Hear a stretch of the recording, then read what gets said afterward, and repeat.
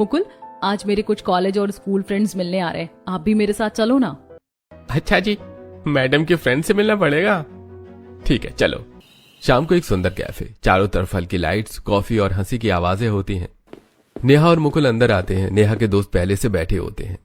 Guys, ये है मेरे पति मुकुल, आईटी सेक्टर में जॉब करते हैं और मैं इनसे बहुत प्यार करती हूँ। सभी दोस्त तालियां बजाते हैं। अरे वाह नेहा, तू तो बहुत लकी निकली। अरे वाह नेहा, तू तो बहुत लकी निकली। हाँ, मैं तो लकी हूँ ही, क्योंकि मुझे इतने अच्छे पति मिले जो मेरी बहुत केयर करते हैं। अरे यार, इतना भी मत बड़ा चढ़ा कर बोलो। कम से कम भैया की तरह मुझे तो नहीं घुटना पड़ रहा है। इस शादी के रिश्ते में मेरी लाइफ तो अच्छी है। दोस्त मुस्कुराने लगते हैं। उसी रात घर का दरवाजा खुलता है। घड़ी में 11 बज रहे होते हैं। बाहर से लड़खड़ाते कदमों की आवाज आती है। राघव अंदर आता है। कमला देवी दरवाजा खोलती है। बेटा, तूने पीना कब से शुरू कर दिया? तू तो कभी ऐसा नहीं था। तेरी इतनी बुरी हालत कैसे हो गई? राघव लड़खड़ाता हुआ अंदर आता है, आंखें लाल, चेहरे पर दर्द। मम्मी, ये सब आपकी बदौलत है। आपने इतनी अच्छी शादी जो कराई है। कमला चौंक जाती है। जहां बीवी को अपने पति की इज्जत करनी चाहिए, वहां मेरी बीवी हर जगह मेरी बेइज्जती करती है। कभी मुझसे अपनी सैंडल उतरवाती है, कभी अपने कपड़े धुलवाती है। उसे पति नहीं नौकर मिला है। शिल्पा कमरे में खड़ी होती है। राघव, मेरी सैंडल पॉलिश कर दो, पार्टी में जाना है। राघव चुपचाप बैठकर सैंडल साफ करता है। दूसरे दिन बाथरूम में बाल्टी रखी होती है। शिल्पा बाहर से आवाज देती है, मेरे कपड़े अच्छे से धो देना, डेलिकेट फैब्रिक है। राघव चुपचाप कपड़े धो रहा होता है। बेटा, वो पढ़ी लिखी बहू है, थोड़ा सपोर्ट तू कर देगा तो क्या दिक्कत हो जाएगी? मम्मी, वो अपनी सारी मान मर्यादा भूल चुकी है। मेरी इतनी डिसरिस्पेक्ट करती है, लेकिन आपको कभी नहीं दिखेगा क्योंकि वो आपकी पसंद की बहू है। कमला चुप हो जाती है। मुझे लगता था कि माँ हमेशा बच्चों के लिए सोचती है, लेकिन अब समझ आया, कभी कभी माँ खुद को सही साबित करने के चक्कर में अपने बच्चों की खुशियां भूल जाती है। इतना कहकर राघव अपने कमरे की तरफ चला जाता है। महेश जी ये सब दरवाजे के पीछे से सुन रहे होते हैं। उनके चेहरे पर गहरी चिंता होती है। कमला, अब भी समय है, वरना हम अपना बेटा खो देंगे। शाम को घर के गार्डन में फूलों के बीच नेहा और शिल्पा आमने सामने बैठी होती हैं। नेहा के चेहरे पर चिंता साफ झलक रही होती है। दीदी, आप भैया के साथ ऐसा मत किया कीजिए। उन्हें कम से कम थोड़ी रिस्पेक्ट तो दीजिए। लड़कों को बस रिस्पेक्ट ही चाहिए होती है। ओहो, अब तुम मुझे सिखाओगी कि मुझे क्या करना है और क्या नहीं। तभी मुकुल वहां आ जाता है। नेहा, मुझे टाइम नहीं मिल रहा, मेरे शूज भी पॉलिश कर देना। ठीक है, मैं अभी कर देती हूँ। अच्छा, इसे कहते हैं रिस्पेक्ट। अब तुम नौकरानी की तरह इसके जूते घिसोगी। मेरी बीवी के बारे में उल्टा सीधा मत बोलना, समझी? मेरे भाई को तुम वैसे ही बहुत कुछ बोलती हो। मैं चुप रहता हूँ, लेकिन मुझसे ज्यादा पंगे मत लेना। क्या कर लोगे तुम? वो मुकुल को धक्का देने की कोशिश करती है। मेरे से बदतमीजी करने की कोशिश की तो इस घर से बाहर ही दिखोगी। हाँ, देखती हूँ। अनपढ़ गंवार कहीं के, तुमसे तो मेरा पति 1000 गुना पढ़ा लिखा है। निकलो यहाँ से। उस दिन के बाद शिल्पा के दिल में नेहा और मुकुल के लिए नफरत भर जाती है। अगले दिन दोपहर में शिल्पा चुपके से नेहा के कमरे में आती है। नेहा, ये 20,000 रुपए रख लो। कल मेरा एक ऑर्डर आएगा, उसे पेमेंट दे देना। जी दीदी, आप चिंता मत कीजिए। नेहा पैसे लॉकर में रख देती है, लेकिन उसी रात शिल्पा चुपचाप आती है और लॉकर से पैसे निकाल लेती है। अगले दिन डिलीवरी बॉय आता है। नेहा लॉकर खोलती है। पैसे यहाँ तो नहीं है, पता नहीं कहाँ गए। तभी शिल्पा तेज आवाज में आती है। क्या ढूंढ रही हो? दीदी, वो 20,000 रुपए। क्या मतलब नहीं है? मैंने तुम्हें दिए थे, तुमने चोरी की है। पूरा परिवार इकट्ठा हो जाता है। शिल्पा ने जब तुम्हें पैसे दिए थे तो तुम संभाल नहीं सकती थी? मुझे तो पहले से ही शक था कहीं गांव से उठकर आ गई है। नेहा की आंखों में आंसू भर आते हैं। अगर मेरी बीवी के बारे में किसी ने एक भी शब्द गलत बोला ना, तो मैं अभी इस घर को छोड़ दूंगा। तेरी पसंद तो देख ली मैंने, दहेज तो लाए नहीं, ऊपर से चोरी भी। शिल्पा एक कोने में खड़ी चालाक मुस्कान दे रही होती है। मम्मी जी, मैंने कुछ नहीं किया, मैं कसम खाती हूँ। महेश जी सब देख रहे होते हैं। उनके चेहरे पर शक साफ दिख रहा होता है, जैसे उन्हें समझ आ रहा हो कि इस खेल के पीछे शिल्पा है। रात को नेहा अपने कमरे की खिड़की के पास बैठी होती है, आंखें लाल, हाथ में वो दुपट्टा पकड़े होती है। मुकुल उसे चुपचाप देख रहा होता है। मैंने तुमसे कितनी बार कहा है, मम्मी तुम्हारी कितनी इंसल्ट करती है। तुम सब छोड़ो, मैं तुम्हें अलग अपने साथ रखूंगा, हमें किसी की जरूरत नहीं है। मुकुल, ऐसा नहीं होता। परिवार की ऊंच नीच हमें सब देखनी पड़ती है। अगर मैं यहाँ से चली गई ना, तो मुझे खुद से ही कायर जैसा महसूस होगा। पता नहीं तुम ही हो ऐसी जो इतनी बेइज्जती सह रही हो, वरना आजकल सारी लड़कियां अपने पति के साथ अलग रह रही हैं। नहीं मुकुल, मैं यहाँ से भागने नहीं आई हूँ। मैं इस परिवार को बदलना चाहती हूँ, सबको एक नई पहचान देना चाहती हूँ। अगर हम ही हार मान लेंगे तो गलत लोग जीत जाएंगे। मुकुल उसे गौर से देखता है। पहली बार उसे एहसास होता है कि उसकी पत्नी कितनी मजबूत है। दूसरी कमरे में राघव बिस्तर के किनारे पर बैठा होता है। कमरे की लाइट्स बंद होती हैं, बस मोबाइल की हल्की रोशनी उसके चेहरे पर पड़ रही थी। अगले दिन डाइनिंग टेबल पर खाना रखा है, मगर वो नीचे नहीं आता। दिन ब दिन वो चुप होता जा रहा था। ऑफिस से आता है, सीधे कमरे में चला जाता है। ना हंसी ना बातचीत। कमला देवी दरवाजे के बाहर खड़ी होकर एक पल उसे देखती है।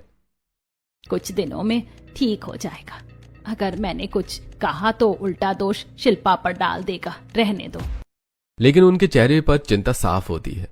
नेहा से राघव की हालत देखी नहीं जा रही थी। रात को मुकुल और नेहा बालकनी में बैठे होते हैं। आपको राघव भैया से बात करनी चाहिए, वो अंदर ही अंदर बहुत घुट रहे हैं। आप उनके भाई हो, उनसे थोड़ी बात करोगे तो उनका मन हल्का होगा। मुझे किसी के प्राइवेट रिश्तों में दखल देना अच्छा नहीं लगता, और वैसे भी वो चुड़ैल बहुत बदतमीजी से बात करती है। किसी दिन मैं उसे बहुत बुरा सुना दूंगा। अगर तुम्हें नहीं करना तो मैं बात करूंगी राघव भैया से, लेकिन फिर आप मुझे रोकोगे नहीं। अरे मैं क्यों रोकूंगा, तुम आराम से बात करो। अगले दिन दोपहर को घर में सन्नाटा होता है। शिल्पा बाहर गई होती है। नेहा हल्के कदमों से राघव के कमरे पर नॉक नॉक करती है। भैया अंदर आ जाओ। हाँ आ जाओ। नेहा अंदर आती है। कमरे में बिखरे पड़े कपड़े, बंद पर्दे। भैया आप ठीक तो हैं? हाँ मैं ठीक हूं नेहा, बस थोड़ा थक गया हूं जिंदगी से। भैया आप अकेले नहीं हैं, हर रिश्ता सम्मान से चलता है। अगर कहीं सम्मान कम हो रहा है तो उसे ठीक करना पड़ता है। चुप रहकर सब सहना समाधान नहीं है। क्या करूं नेहा, माँ को कुछ कहूं तो उन्हें बुरा लगेगा, शिल्पा से कहूं तो वो और तमाशा करेगी। मैं बस अब सब खत्म होने का इंतजार कर रहा हूं। नहीं भैया, खत्म होने का नहीं, बदलने का इंतजार कीजिए। और अगर कोई नहीं बदले तो आपको खुद अपने लिए खड़ा होना पड़ेगा। राघव नेहा को देखता है। अगली सुबह घर का माहौल बदला बदला होता है। राघव के चेहरे पर अब वही पुरानी चुप्पी नहीं, एक सख्ती होती है। नेहा दूर से देख रही होती है। सब एक साथ बैठे होते हैं। राघव, मेरे सैंडल कमरे में रखे हैं, जरा उठा कर ले आओ।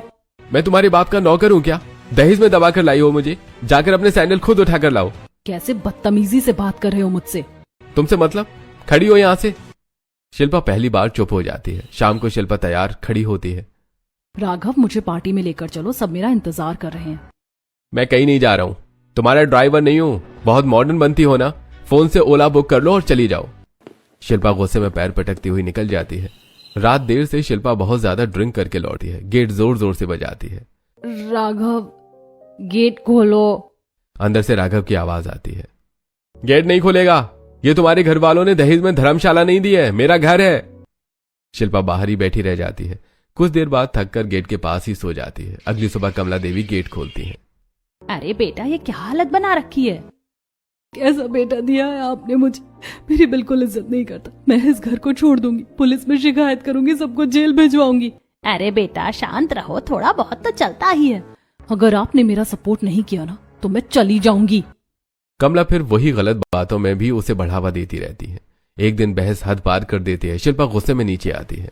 ये मुझे बदतमीजी से जवाब देने लगा है। मैं अपने मायके जा रही हूँ, पुलिस में शिकायत करूंगी आप सबकी। अपनी बदतमीजी दिखती नहीं तुम्हें? अब मैं थोड़ा बोलने लगा हूं तो मिर्ची लग रही है।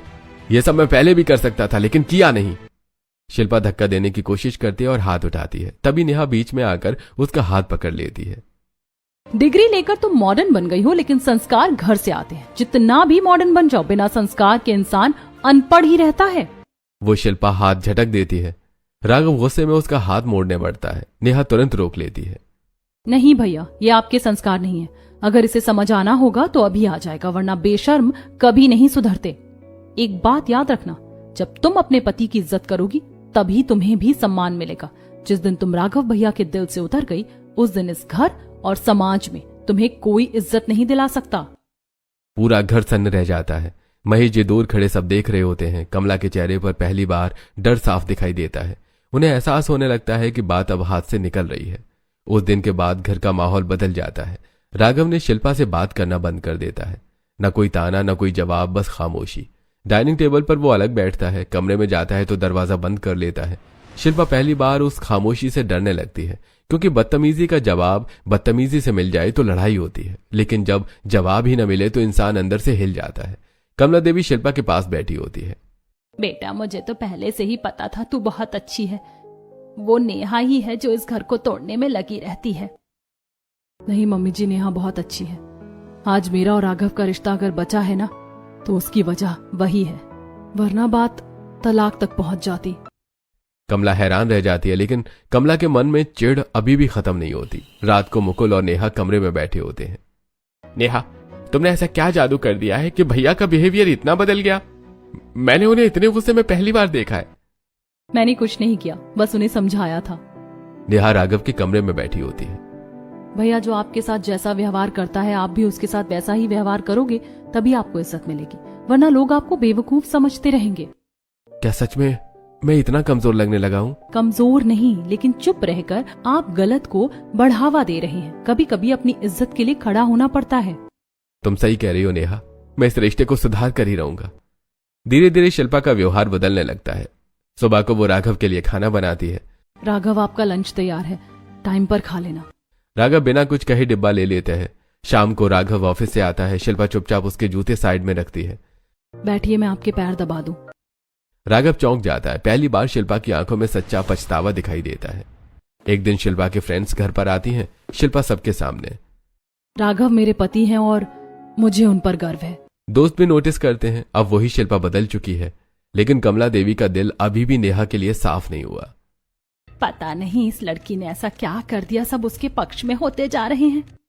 नेहा फिर भी चुपचाप अपने काम में लगी रहती है। न कोई घमंड न कोई बदला।